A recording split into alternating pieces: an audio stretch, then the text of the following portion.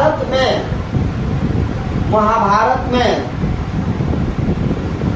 महाभारत में 8 प्रकार के विवाहों का वर्णन है। हालांकि एक हिंदुओं का ग्रंथ है मनुस्मृति,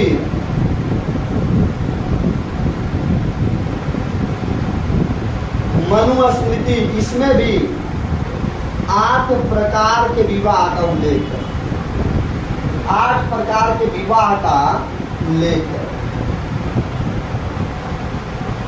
8 प्रकार के विवाह का उल्लेख है। मित्रों, हम इसमें 8 प्रकार के विवाह के विषय में पढ़ेंगे और समझेंगे कि 8 प्रकार के कौन कौन से विवाह होते हैं। अभी तक तो हम लोग सामान्य एक ही को विवाह देख रहे थे, 1-2 और देख रहे होंगे, लेकिन 8 प्रकार के विवाह इसमें दिया है, जिसमें से 4 को विवाह मान्य है। 4 विवाह मान्य है,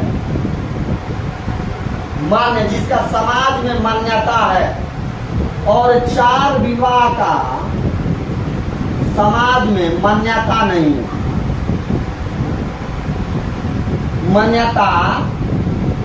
है। फिर भी ये समाज में किसी ना किसी रूप में चलिए रहा है। ये नहीं कि खत्म नहीं हुआ है, चलिए रहा है। अब 4 विवाह का, 8 विवाह का एक एक करके हम वर्णन करेंगे। पहला मान्य विवाह में ब्रह्म विवाह।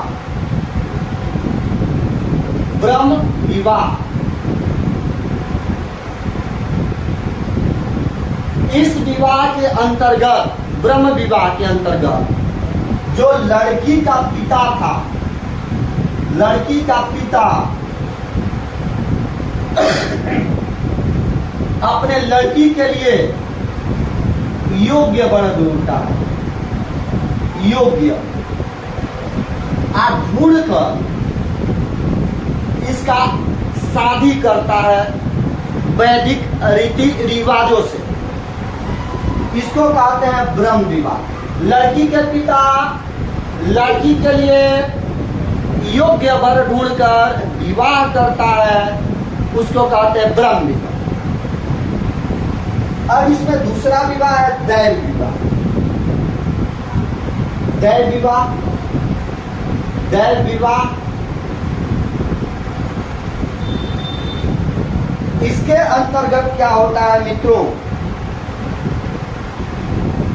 घर में जब अनुष्ठान किया जाता है, पूजा हवन और ये आदि का कार्य किया जाता है, तो उसी समय जो पुरोहित आते हैं, पुरोहित जो पूजा करवाने के लिए लड़की का जो पिता होता था, पिता उस पुरोहित से खुश हो जाता था और कहता था, बाबा ए पंडित जी, हमरा स्वीटिया से विवाह कर ले। अब जब पुरोहित जब स्वीटिया से विवाह कर लेते थे, तो ऐसे विवाह को दैव विवाह कहते हैं। दैव विवाह, देवता से विवाह। जब लड़की के पिता कहता था, बाबा भाई स्वीटिया से विवाह कर ले, इसी विवाह को दैव विवाह कहते थे। उसके बाद आर्ष विवाह होता था। आर्ष विवाह, इस विवाह के अंतर्गत लड़की का जो पिता होता था, वर माने लड़का से एक जोड़ी गाय बैल लेने के बाद अपनी बेटी से विवाह करता था।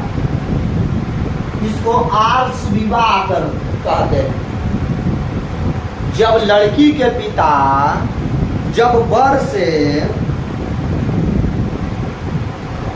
जब लड़की के पिता वर से एक जोड़ी गाय और बैल लेकर बेटी का विवाह करता था, उस विवाह को आर्ष विवाह करते हैं। क्या कहते हैं? आर्ष विवाह।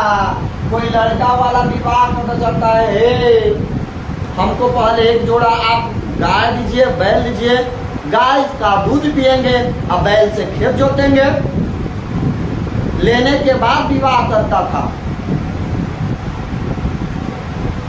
अब लेकिन मान्यता प्राप्त अब चौथा विवाह है, जिसको प्रजापत्य विवाह कहा गया। क्या कहा गया मित्रों? प्रजापत्य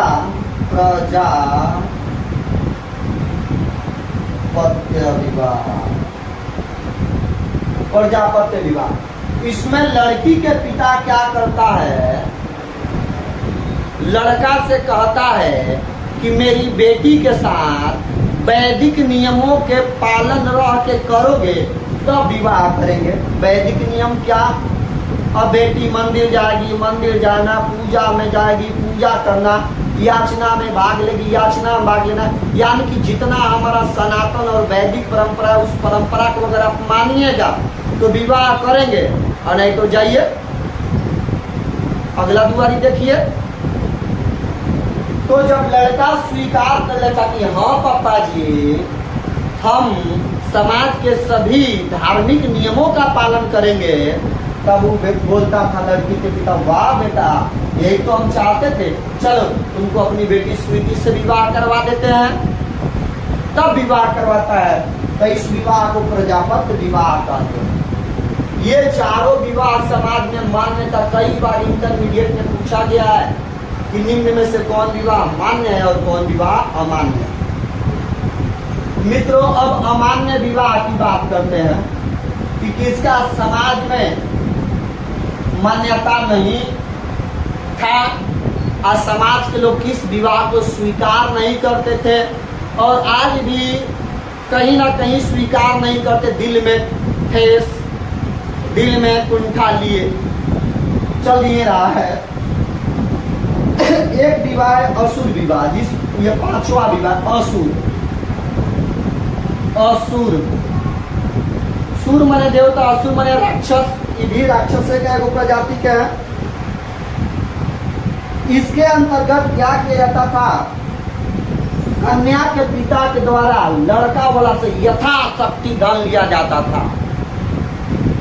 आज लड़का वाला लड़की वाला से फ्रिज, कुकर वगैरह वगैरह सारा धन लेता है, तो उसको बेहतर विवाह कहा जाता है। वह बड़ा बेजोड़ विवाह हुआ। गांव में फलानवा बाबू के लड़का के तो बारात आया था, फलानवे बाबू का लड़का का तिलक चढ़ा, और ए से लेके जेड तक सारा सामान मिला है। लेकिन उस समय अगर लड़की का पिता लड़का वाला से यथाशक्ति धन लेकर विवाह करता था, उस विवाह को असुर विवाह कहा जाता था। असुर, ये समाज में मान्य नहीं था। लड़की के पिता नहीं ले सकता था, केवल लड़का के पिता ही ले सकता है।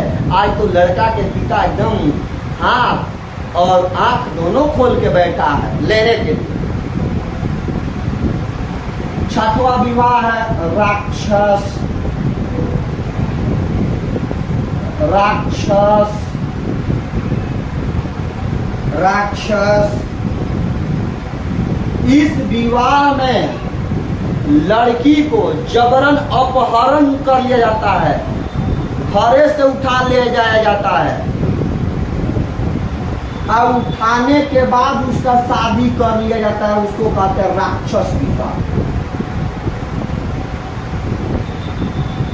आपने तो वह सनी देओल का डायलॉग सुना होगा, काजल तुमसे मेरी हो।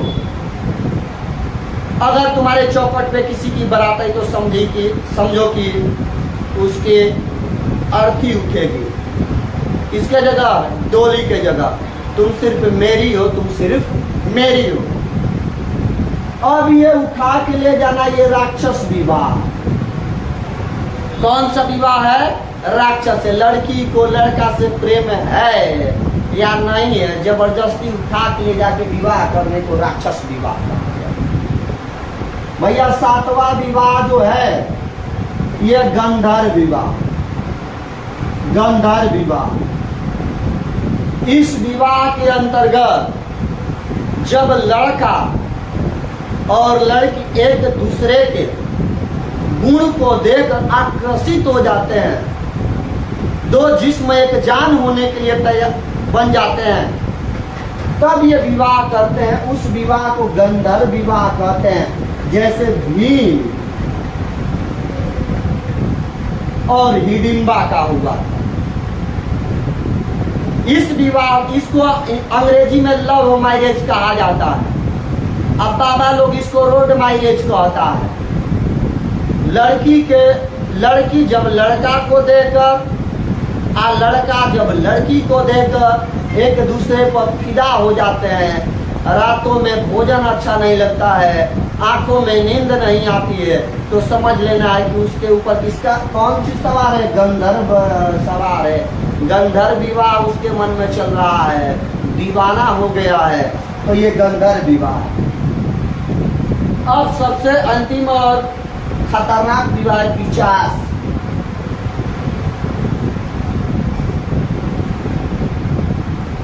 पैशाच, यह भैया विवाह का प्रकार है। इस विवाह के अंतर्गत सोती हुई लड़की को उठा ले जाना और उसके साथ बलात्कार और दुष्कर्म करने के बाद उससे विवाह कर लेना।